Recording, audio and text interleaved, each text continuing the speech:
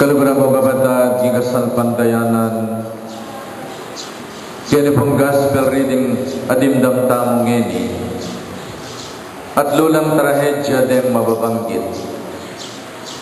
Itang mumunang trahedya, ilapin detang pepapate ng Pilato, karin King Galilea, kabang magdaon la King Jos.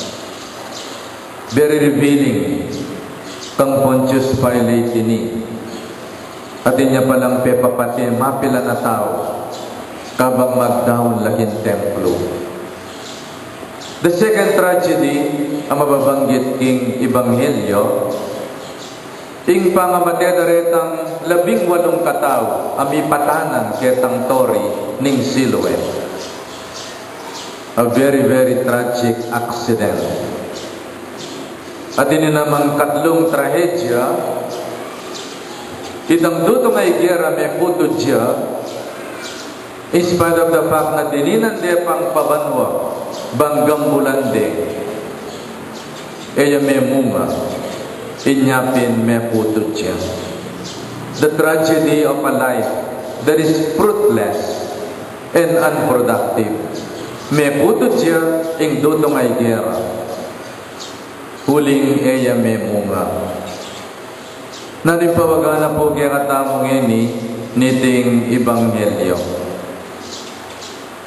Nanimpanlalawi tamo, naning sasabyan tamo, nano ingisipan tamo, po ating melyaring sakuna, kamatayan, disgrasya, o sakit at igpaking metong tao. Marasisipan tamo, potang kepalyaryan tamo, o yan, makasalanan niya kasi. O yan, may karmaya. O yan, pero sana ni nga pong Ginoo. O yan, linaban niya kasimpari. O yan, mapamirait siya kasi. O yan, kaya kasi tapat king asawa na. O yan, manusig niya kasi kintaba. Ambong dakalayuri kasid at miyaya liwapa. Puta pong kepalir yung metong katao, mekad, sasabyan tamo ita, may parusan niya. Pero sana ning Diyos, puto to ita. Nung ika may sakit ka, nakaperusan ning Diyos. Perusan may sarili mo, uli nga kami mingat, keng kakanan mo. Ang gambinit ng Diyos, mapamatawad siya, magligtas niya. Ngayon, tamo papapasok yung apong Ginoo, ing kasalanan tamo. Bala mo uling may sakit ka, may kakanser ka, pero sana ka ng Diyos.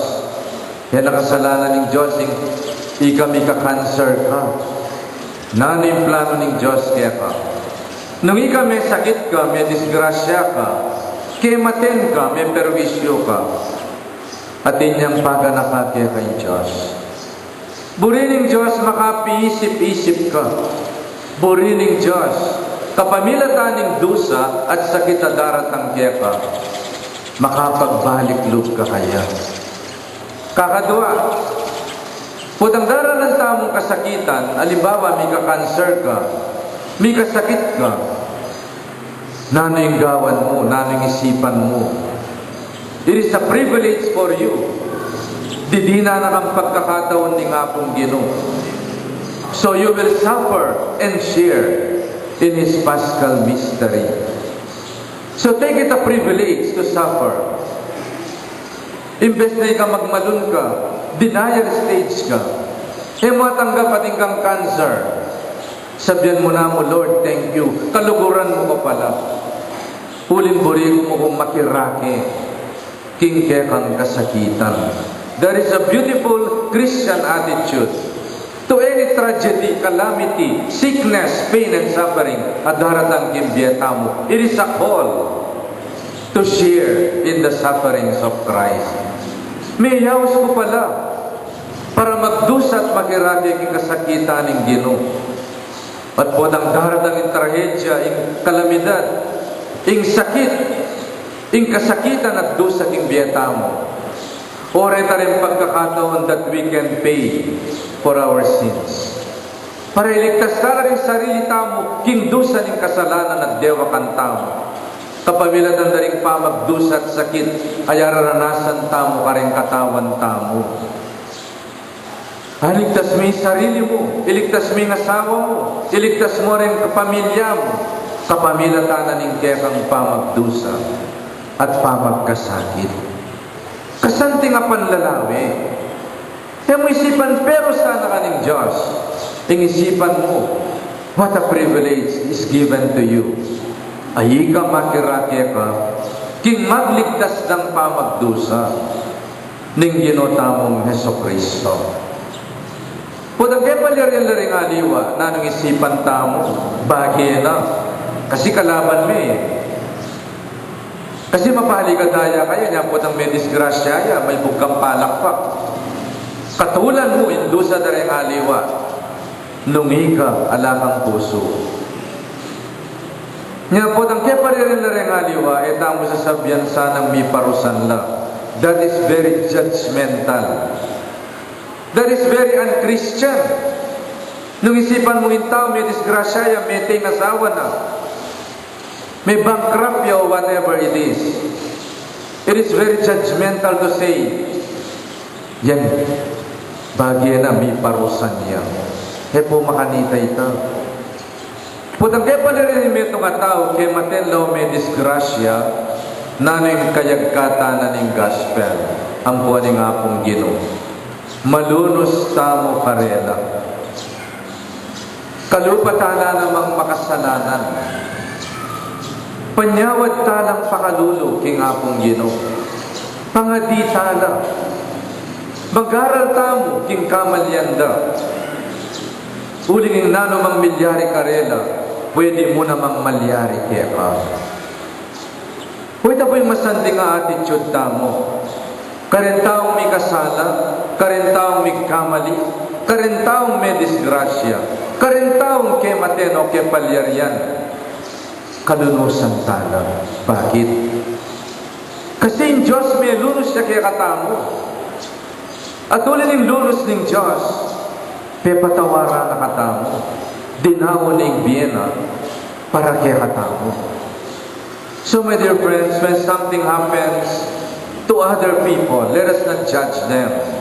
Etamo isipan mi parusan lali, pangaditala, kalunusan tala, kalupatala namang makasalanan, may kakasala tamo naman.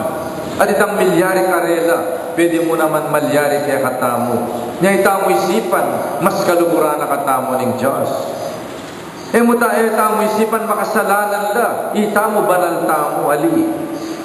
Etamo isipan, mas banal tamo karela ali. Ingisipan tamo, Lord, pakaluluan mo lang. Lord, patawaran mo lang. Lord, pare-pareho kayong makasalanan. Lord, elisya mo kami, king nanumang panganib o nanumang disgrasya.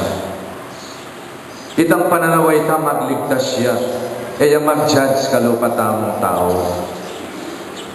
At ining talimaga ning dutong ay geras na niya pong kasanting. Di natang yung mikibandiking ubasan, linawin ning dutong ay gera, alayang ikit abunga. Sabi na ni Miguel Bandi kay mubasan, at luna akong banwang pupunta keti, at maninton bunga king tanaman na iti. Dapat ala ko pang ikit. Kuturan mo na. O nipeki sabi na ning ardinero, di nan tayo papundita ka panahon. Gambulan ke, di nan ken pataba, nung mamungayak yung tutuking banwa, lalang masanting, nung aliyak kanita tanay kuturan. Very strange. Haliubas yung ginamit ng tanaman. Yung ginamit ng tanaman kaya niya pinitang dutong ay gera, a fig tree. Reminding us of the fig leaves. A penakap ng ibang po yadan king sarili da, inyang mikasalala. Sometimes because of sin, we are unproductive. Yung kasalanan, lalakone bungay kasalpantayanan tao. At yung burina ng ginumanagana tamo, king bunga ng kasalpantayanan lugod, at maya pa dapat, huling managana yung grasya, karing pami biye-biye tamo. And mind nyo, There could be a twist ngayon kwentong ini. Itang hardinero, pekisabi ng mayak, de pakuturan. Itang dutong ay gerang ita, di na pang panahon para mamunga. But in the end, aliwa itang bungang igera, aliwa itang dutong ay gerang mete. Itang hardinero yung midaon kimbiena, bang bumabiyay ang dutong ay gera. Aliwa itang makasanan ng peteda, Kristo dinaw ng biyena, para iligtas na katao. It is not enough for Jesus to intercede for us. More than that, dinaw ng biyena, para king kaligtasan tao. And that's the beauty of the love of God. Bala mo metong kampengari. Masakit siya anak mo yung itang penton men doktor. Ngunit sinabi mo kay itang doktor o kingapong Ginoo, Lord, sana ako na yung magkasakit, bayang ay magdusa yung anak ko. Pentulang lunas yung ngapong Ginoo yung kasalanan tao. Mo itang peki sabi na katao, mo itang mikatawan niyang tao, yung mismo dinawa na yung biyena. Batang may patawaran at nabangnan yung kaligtasan. Yan yung lugod na magligtas ng Ginoo. Sana yan naman yung lugod na pakit tamo. Kareng kalukat tamong tao. Talagang tamo.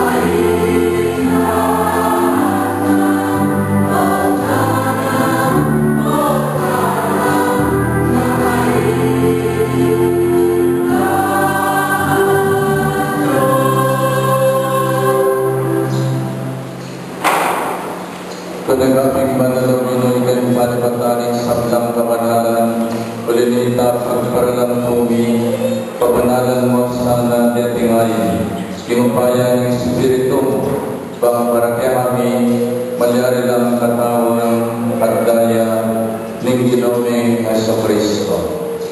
Bayami daw ang pusang loob, kinipamay sa kamatayan, kinwanin tinapin, at kapasalamat siya kema.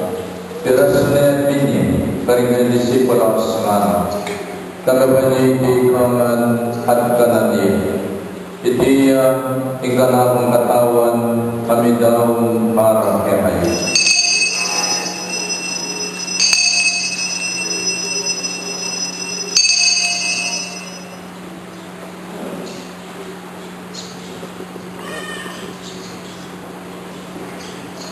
Makanyan mo naman kay Pat ng Apunan, kinuhaning kalis, kasi bayo yung ipasalamat kaya at binining kalis, karinggay disipulos na tagaban ni Ikaman at minungko kanini.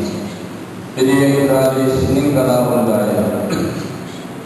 Indaya ning bayo, adalangan kang ipan, kami bubuo para kayo at para rin samsang tao.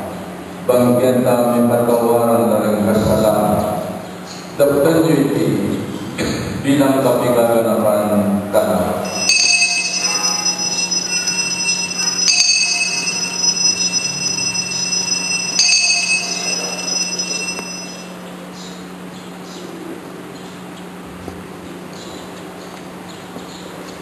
Ipasya tayo ng misteryo ng kasalpangkayan.